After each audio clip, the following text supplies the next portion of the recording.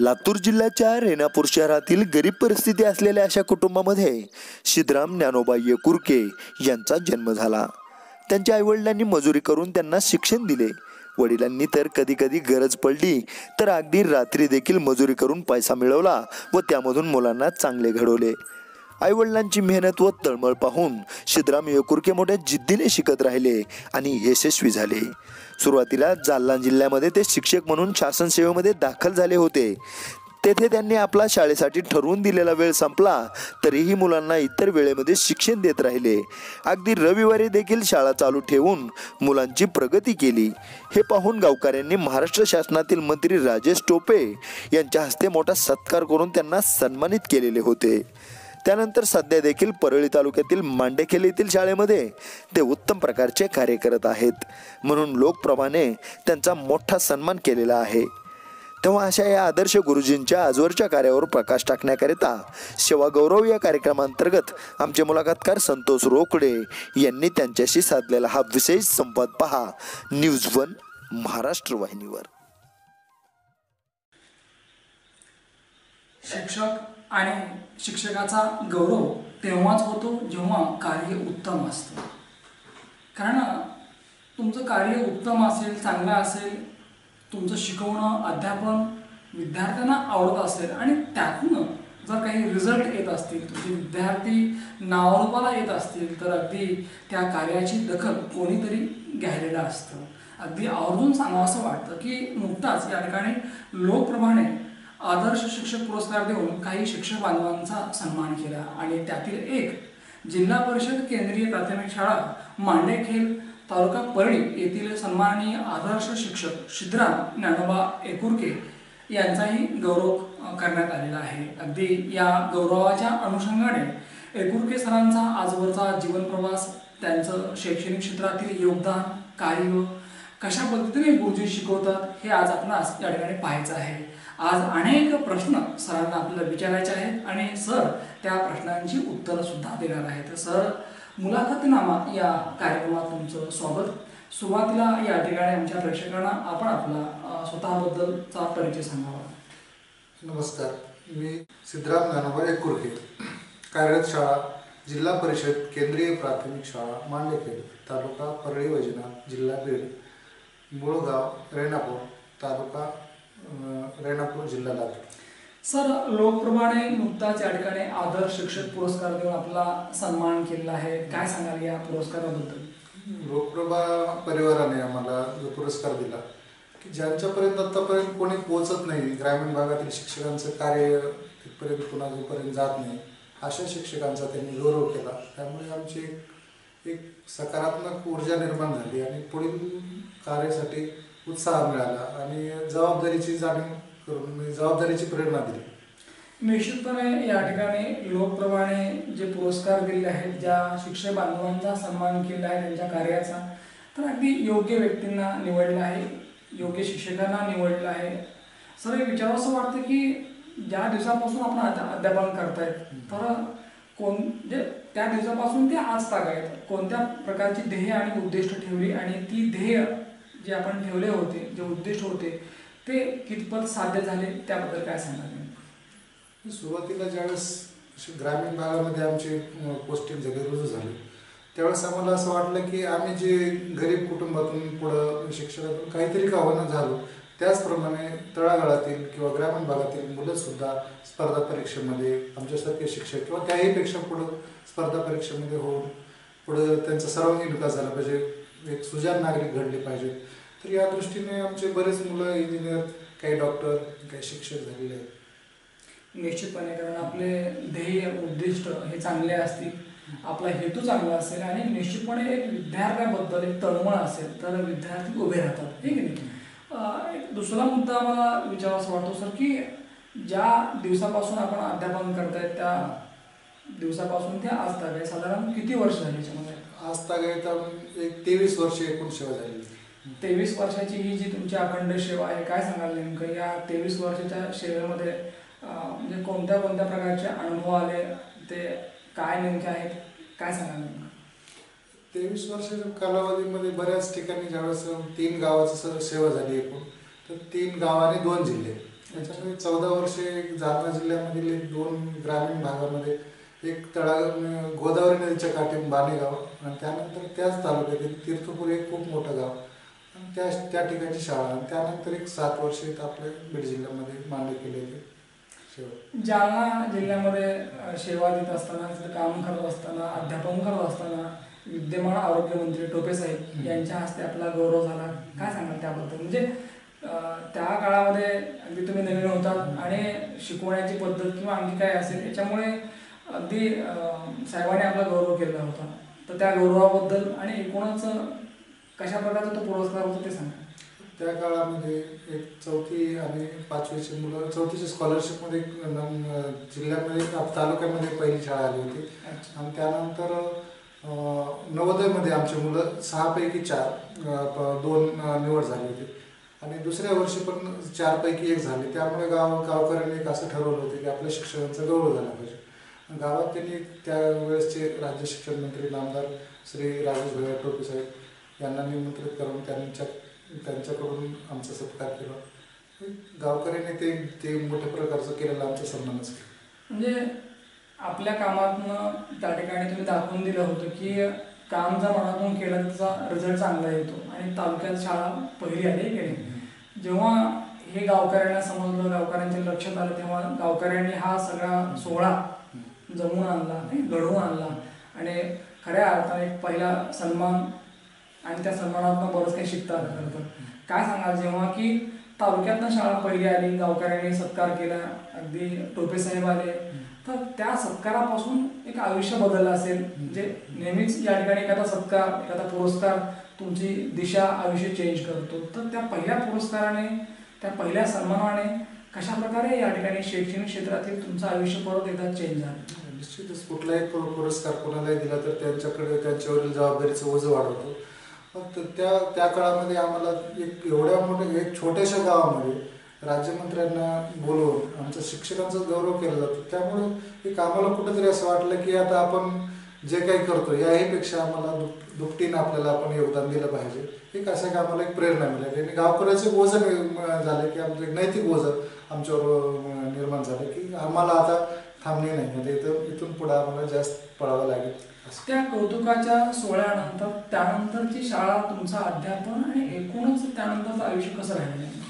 त्यानंतर त्या कौतुकाच्या सोहळ्यानंतर आम्ही एक दररोज शाळा भरू लागली. आमची रविवारी सुद्धा आम्ही जवळपास मुलांना जोपर्यंत बसतील, कधी कधी 6 वाजेपर्यंत सुद्धा मुलं आमच्या शाळेतून बाहेर. आणि ह्या काळामध्ये आमचे जे सहकारी शिक्षक होते त्यांनी पण आम्हाला खूप मदत केली, आणि सगळ्यांच्या एक संघभावनेतून एक शाळा आमची चांगली झाली. रविवार असून म्हणजे अगदी सोमवार ते रविवार, मुळामध्ये शाळा असते सोमवार ते शनिवार, तर तुम्ही रविवारी आणि सायंकाळी 5:30-6 पर्यंत तुम्ही शाळा आणि अध्यापन करायचं. तर काय सांगाल नेमकं की याचं जे काही फलित आहे ते कशा प्रकारचं होतं, आणि त्याचे रिझल्ट काय होते नेमके? विद्यार्थी आज ते कुठे आहेत? त्या काळातले जे फलित होतं त्याच्यानंतर काही मुलं इंजिनियर झाले, एक काही मुलं आता गावापासून दूर गेले, काही मुलं आता MPSC मध्ये पास झाले, PSI झाले, आणि आता नंतरच्या सध्याच्या अलीकडील काळामध्ये 3 मुलं MBBS ला आहेत. आमचे शिक्षकाचं योगदान हे नेहमीच मोठं असतं. शिक्षक या ठिकाणी बऱ्याचशा गोष्टी करू शकतो आणि त्याला करता येतात, आणि तुम्ही तर पहिल्यापासून करून दाखवलं आहे की. मला एक विचारावं असं वाटतं की बहुतांश जिल्हा परिषद शाळेमध्ये 1 वर्ग 1 शिक्षक आणि सर्व विषय, आणि त्या विद्यार्थ्यांना या ठिकाणी दिवसभर वर्गामध्ये या ठिकाणी अध्यापन करायचे फार मोठं आव्हान असतं. तर काय सांगाल की कशा प्रकारे या सगळ्या गोष्टी आपण करतात? आता आम्हाला 1 वर्ग सर्व विषय अशी भूमिका असते. त्यामध्ये आम्हाला सुरुवातीला जे मुलं म्हणजे हार्ड विषय आहेत ते विषय आम्हाला शिकवून, नंतर मराठी किंवा गणित, इंग्रजी असे विषय शिकवून, आणि दिवसभर त्यांना काही गोष्टी, काही जे मोठे आम्हाला जे मोठे अनुभवातून पुढे गेले त्यांचे अनुभव, गोष्टी, आणि जे आता वैज्ञानिक जे यशस्वी झालेले त्या लोकांच्या कथा बोलून आम्ही खेळून ठेवतो. त्याचबरोबर काही गोष्टी त्यांच्या काही गप्पा, त्यांच्या काही अडचणी अडीअडचणी पण आम्ही जाणून घेऊ. त्याला दिवसभर दिवसभर एकच वर्ग, अनेक विद्यार्थी आणि अनेक विषय हे करत असताना फक्त जे पुस्तकातील धडे आणि कविता शिकवायच्या काही इतर आणि काही गोष्टी त्यांच्याकडे करून घेतात. हो, इतर खेळ, पुन्हा वेगवेगळ्या स्पर्धा, हे अशा पद्धतीचे आमचे चालूच असतात. म्हणजे विद्यार्थ्यांना या ठिकाणी वर्गामध्ये मन रमावं, त्यांना तुमचं अध्यापन समजावं आणि एकूणच शाळा वर्गाबद्दल त्यांची गोडी निर्माण व्हावी, यासाठी इतर कुठल्या कुठल्या गोष्टी घेतात की जेणेकरून विद्यार्थ्यांचा इंटरेस्ट वाढत जातो. यामध्ये त्यांच्या आता त्यांच्याकडून आम्ही कथाकथन स्पर्धा, गाणी, कविता गायन, अशा चित्रकला, त्यांचे एक तास असं दररोज आम्ही काहीतरी वेगवेगळ्या म्हणजे दररोज वेगवेगळा विषय घेऊन आम्ही त्यांच्याकडून करून घेतो. त्यामुळे जेणेकरून त्यांचा अध्यापनामध्ये त्यांचा आवड कायम राहील. विद्यार्थ्यांच्या सर्वांगीण विकासासाठी आजवर एक शिक्षक म्हणून केले प्रयत्न आणि त्याचे आलेले रिझल्ट काय सांगाल? त्यांच्या सर्वांगीण विकासामधून मुलं एक चांगल्या प्रकारची मुलं घडली गेलेली आहेत आणि ते आजही समजा जिथे जिथं आहेत, कुठल्याही शाळेत, आता खेडेगावातून जरी पुढे गेले, ते शहरामध्ये गेले तर शहराच्या शाळेमध्ये किंवा कुठल्या क्षेत्रामध्ये ते अजूनही सरस आहेत. विद्यार्थ्यांना शिकवत असताना सर आपण विशेष कोणती काळजी घेतात की जेणेकरून या ठिकाणी विद्यार्थी चुकणार नाही, विद्यार्थी वाट चुकणार नाही किंवा विद्यार्थ्यांचं लक्ष या ठिकाणी विचलित होणार नाही, यासाठी कोणत्या प्रकारची आपण काळजी घेतो? आता विद्यार्थ्यांना ज्यावेळेस शिकवतो त्यावेळेस आम्ही सांगतो की बा ह्या शिक्षण घेऊन आपल्याला किंवा नुसतं एकदम गुणाचा विद्यार्थी न बनवता तर त्याला तो एक सुसंस्कृत एक चांगला विद्यार्थी घडला पाहिजे. त्यासाठी आम्ही जे चांगले संस्कारी पुरुष आहेत, मोठे थोर पुरुष आहेत, त्यांच्या जीवनकथा वगैरे आम्ही समजावून त्याला सांगतो. शाळेमध्ये या ठिकाणी विद्यार्थ्यांचा सर्वांगीण विकास, विद्यार्थ्यांचा या ठिकाणी अभ्यासातील प्रगती, या गोष्टींचा आलेख सतत उंचावर ठेवणे, त्यांना त्याबरोबर त्या प्रवाहाबरोबर नेणे आणि जी मॉडर्न टेक्नॉलॉजी आहे त्याचाही त्यांना परिचय करून देणे. तर या सर्व गोष्टींचा जो ताळमेळ असतो हे खरं तर आव्हान असतं की आहे त्या अनुषंगाने स्पर्धेत सुद्धा विद्यार्थी टिकला पाहिजे, यासाठी आपण कशा प्रकारे या ठिकाणी वर्गाचं वातावरण ठेवतो? वर्गातील आता त्यांना सांगतो की आपल्याला जर पुढं जायचं असेल तर आपल्याला सर्वांच्या पुढं असलंच पाहिजे, तरच आपण पुढं जाऊ. आणि त्यासाठी आपल्याला एक हार्डवर्क आपल्याला करणं गरजेचं आहे. आणि हार्डवर्क करत असताना जे काही लोक हार्डवर्क करून पुढे गेलेले आहेत त्यांच्या समोर त्यांचे उदाहरण समजून त्यांना त्यांची परिस्थिती जाणून निर्माण करून देणे, हे एक आम्हाला एक करावं लागतं. सर, ज्याप्रमाणे एक उत्कृष्ट आपण शिक्षक आहात, अगदी त्याचप्रमाणे अगदी तुमचं समाजाचं वातावरण म्हणजे वावरणं जे आहे तेही अगदी उत्कृष्ट असतं. एक आदर्श व्यक्तिमत्व आणि त्यासाठी लागणारे सगळे गुण आपल्याकडे आहेत. तर काय सांगाल नेमकं की स्वतःची प्रतिमा जपणं हे खरं तर आव्हान असतं आणि ती तुम्ही जपलेली आहे. तर कशा प्रकारे या ठिकाणी विद्यार्थ्यासमोर नेहमीच एक आदर्श आपण ठेवला आहे ते सांगा.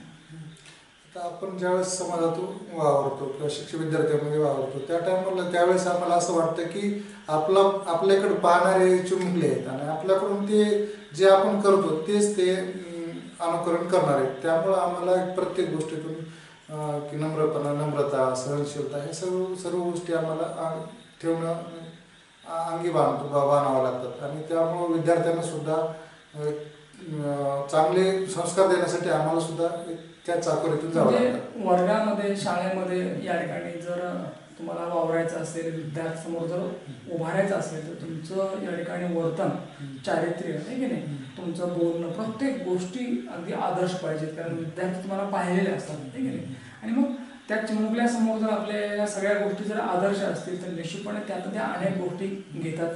कारण ते शिक्षकांना पाहिलेले असतात आणि शिक्षकांचं ते अनुकरण करतात. मला विचारावंसं वाटतं सर की ज्याप्रमाणे शाळेमध्ये तुमचं उत्कृष्ट अध्यापन असतं, त्याचबरोबर अगदी चांगल्या पद्धतीने आपण शिकवता सुद्धा, तर एक विचारावंसं वाटतं की तुमचं जे मूळ गाव आहे ते गाव कोणतं?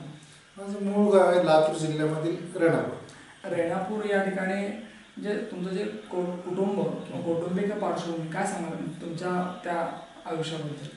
माझी कौटुंबिक परिस्थिती, माझे आई वडील जे आहेत ते एक शेतमजूर होते आणि गरिबीची परिस्थिती होती. त्या गरिबीची परिस्थितीतून आम्हाला शिकवण दिलेलं, शिक्षण दिलेलं. शेतमजुरी करणारे आई वडील उद्योजक आईवडील किंवा चांगली परिस्थिती असणारे आईवडील, मला वाटतं की जशी परिस्थिती असेल त्यानुसार ते घरामध्ये वातावरण ठेवू शकतात खरं तर. कारण जर 4 पैसे असतील तर मुलांना चटकन कुठल्याही गोष्टी मिळू शकतात म्हणजे शैक्षणिक. परंतु जर परिस्थिती नाजूक असेल तर अनेक गोष्टींचा सामना करावा लागतो. तर शेतमजुरी करणाऱ्या तुमच्या आईवडिलांनी तुमच्या भावंडांचा कशा प्रकारे सांभाळ केला, कशा पद्धतीने शिक्षण दिलं आणि त्या गतकाळाच्या आठवणींना उजाळा देताना काय सांगतात? शेतमजुरी करत असताना ते दिवसाही काम करायचे, वडील कधी कधी संध्याकाळी रात्री पण काम करायचे. आणि जे काही येतात त्यामध्ये कुटुंबामध्ये जास्त खर्च न करता त्यांनी माझ्या शिक्षणासाठी पैसा बाजूला काढून ठेवला आणि त्यातून माझं शिक्षण दिलं. त्या काळात मला गरीब परिस्थिती असताना सुद्धा त्या काळात त्यांनी मला एक सेपरेट अशी गावामध्ये एक रूम करून दिली होती. ती संकल्पना त्यावेळेस नव्हती अशी. तर त्या रूम करून दिल्यामुळं माझा अभ्यास चांगला झाला आणि नेहमी मला कुठल्याही प्रकारचं काम सांगितलं नाही करून.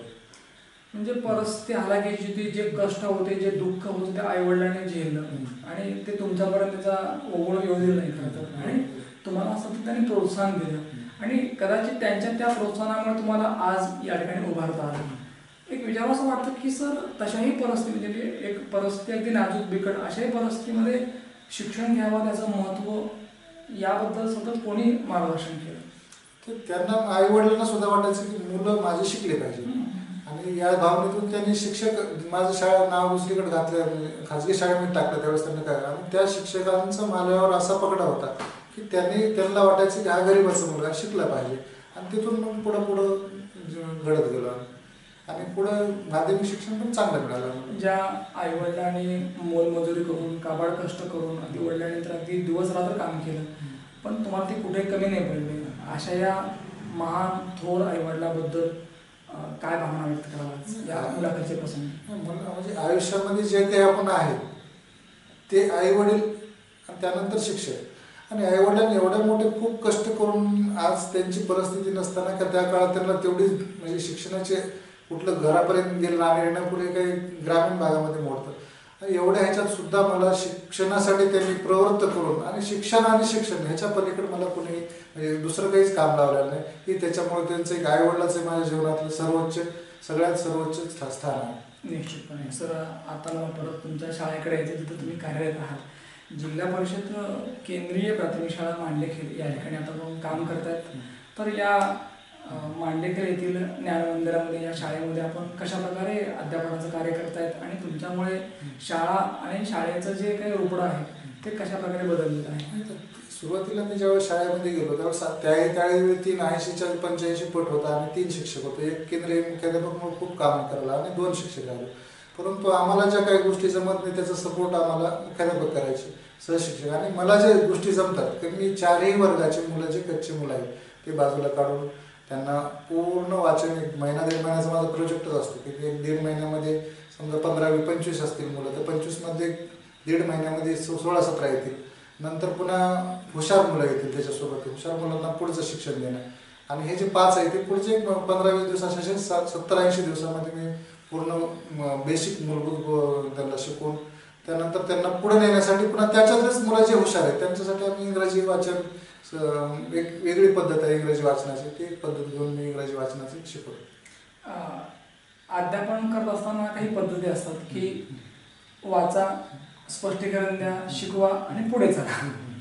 परंतु काही शिक्षक या ठिकाणी वाचतात, स्पष्टीकरण देतात आणि जे स्पष्टीकरण दिले आहे ते विद्यार्थ्यांना आलंच पाहिजे ही भूमिका असते. तर तुमची जी भूमिका आहे ती कोणती असते? म्हणजे आलंच पाहिजे ही भूमिका असते का? जर असेल तर त्यासाठी विशेष प्रयत्न करावे लागतात आणि ते आपण कोणते प्रयत्न करतो ते सांगतात. आता एक म्हणजे आमिर खानचा एक डायलॉग आहे समजा की मी कमजोर मुलांना सोडत नाही. तसाही माझा डायलॉग जो मुलगा कमजोर आहे तो माझा. आज त्या मुलाला आल्याशिवाय मी कधीही पूर्ण त्याला सोडत नाही बाजूला आणि त्याला महिना लागेल कधी 1.5 महिना लागेल त्याला चांगलं. कधी कधी मुलं करत नाही त्यांना आम्ही वेगवेगळ्या प्रकारचे प्रलोभन देतो. त्यांना चॉकलेट देणे किंवा एक पान कधी लिहित नाही त्या मुलांना आम्ही 1 रुपया 1 पानाला दिलेलं आहे कधी आणि त्यांना एकदा लिहायला सवय लागल्यानंतर ते मुलं पुन्हा पैशाच्या आमिषात नाही करत आणि एक त्यांना एक गोडी निर्माण झाली की ज्या ठिकाणी ऑलरेडी टॅलेंट आहे जे मुलं करतात किंवा घरी लक्ष असतं त्या विद्यार्थ्यांना काही आलं तर त्याचं क्रेडिट घेणं वेगळं. परंतु ज्यांना काही येत नाही त्याचा क्रेडिट घ्यायचं आहे म्हणजे त्याला शिकवायचं आहे आणि त्याला मोठं करायचं एक आव्हान असतं. म्हणजे असे हे विद्यार्थी तुम्हाला म्हणजे रिस्पॉन्स म्हणजे तात्काळ देतात त्याला वेळ लागतो मग?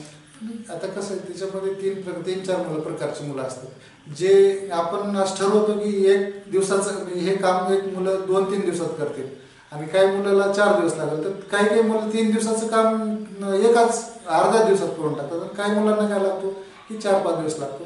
प्रकार वेगळं, शिकण्याची गती प्रत्येकाची वेगळी असते. वर्गामध्ये अध्यापन करताना कधी कधी राग पण येतो, मग तसं तुम्हाला राग येतो का? नाही, राग नाही येत, परंतु त्यांना सांगतो, परिस्थिती समजावून सांगतो किंवा तुम्ही शिकला नाही, तुमच्या परिसरातील सर्व मुलं आई वडील कोण काय काय करतात त्याप्रमाणे तुम्हाला करावं लागेल किंवा त्यांच्यापेक्षा जास्त कष्ट करावं लागतील. हे थोडक्यात. बऱ्याच वेळेला वारंवार गोष्टी सांगून सुद्धा नीटशा कळत नाहीत किंवा समजत नाहीत लेकरांना, कारण ज्याचं त्याचं वय बुद्धी अंक त्यामध्ये अवलंबून असतं. मग ते वारंवार सांगताना बऱ्याच वेळा दमछाक होते. तसं तुमच्यावरती घडतं का मग? नाही, घडतं ना काही. आता काही असे असतात की समजा माझ्याकडे आपण 30-35 मुलं जर घेतली, त्याच्यामधले 1-2 मुलं असे असतात की ते शेवट वर्ष जाईल 2 वर्ष जाईल ते तिथपर्यंत त्या मूलभूत पातळीच्या म्हणजे किमान अध्ययन क्षमतापर्यंत पोहोचत नाही. असं एखादं उदाहरण सांगा की त्या विद्यार्थ्यांना तुम्ही खूप प्रयत्न केले पण सुरुवातीला रिझल्ट नव्हते, पण त्यानंतर असे रिझल्ट आले की तो विद्यार्थ्यांचा टॉप झाला. हो, तो असं आहे की आपण 2 वर्ष त्याला लक्ष नाही दिलं, समजा लक्ष दिलं परंतु तो तेवढा ह्याच्यात त्याला समजत नव्हतं, परंतु एखादा अचानक त्याला ज्यावेळेस समजायला सुरुवात झाली त्याच्यात गोडी निर्माण झाली तर बरोबर ते 4थीपर्यंत मुलांचे जे समजा मध्यम मुलं आहेत तिथपर्यंत गेलेले आहेत.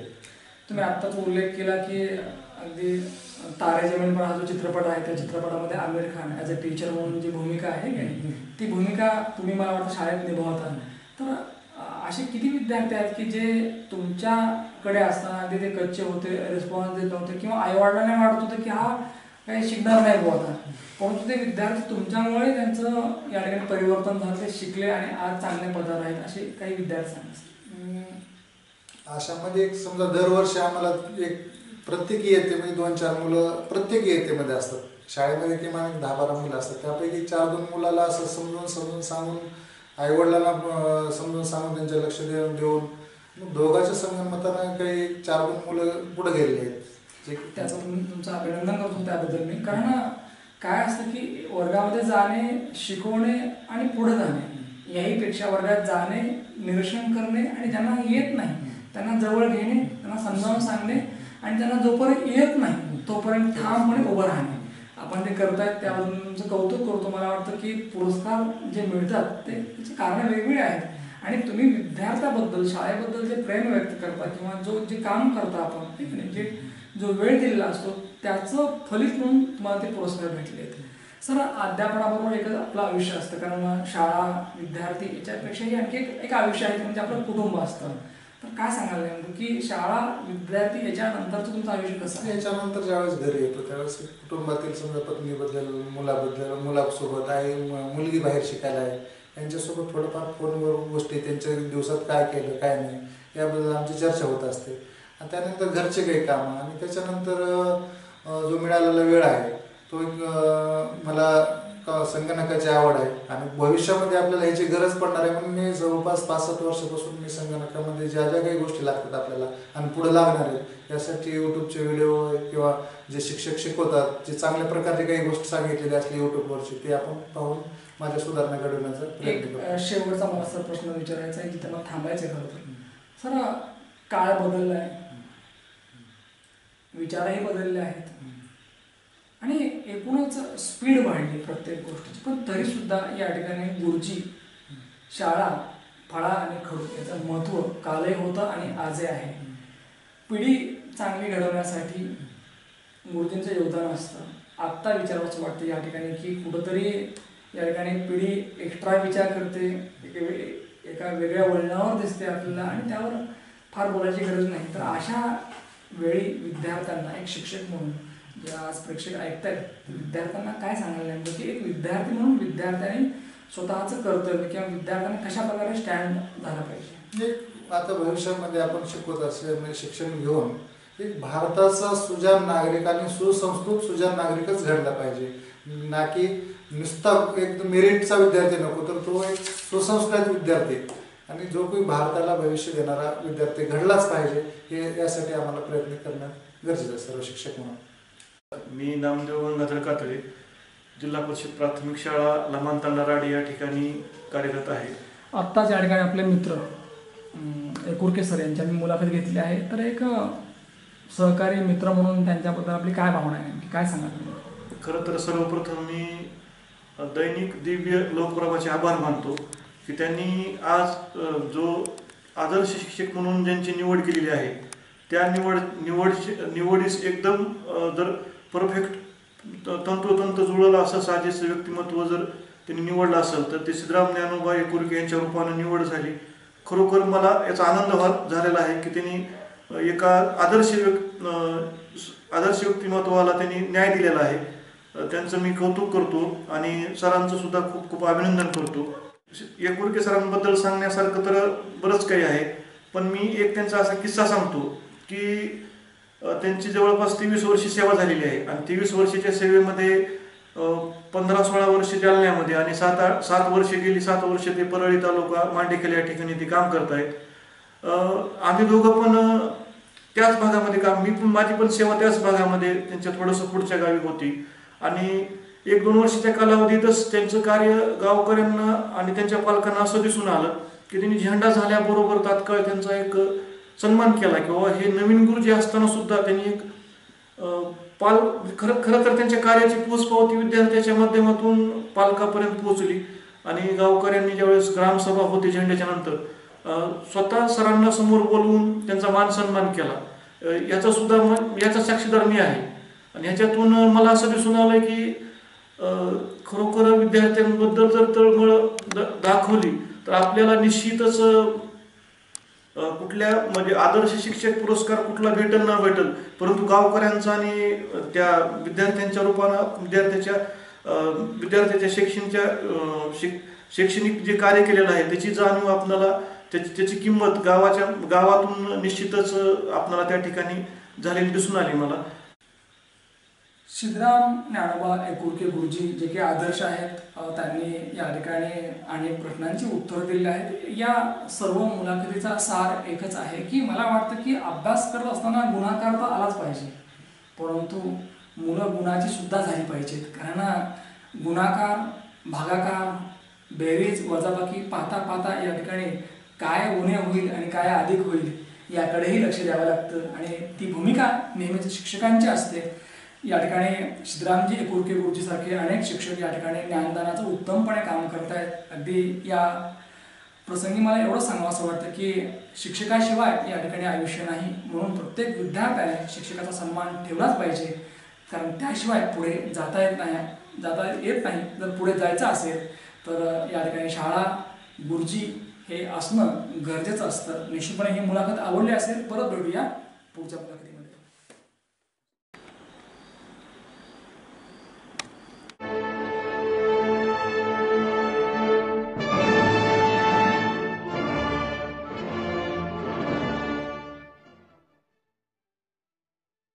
महाराष्ट्रातील लोकप्रिय मराठी वाहिनी न्यूज वन महाराष्ट्र. लाईक करा, शेअर करा, सबस्क्राईब करा. News one Maharashtra.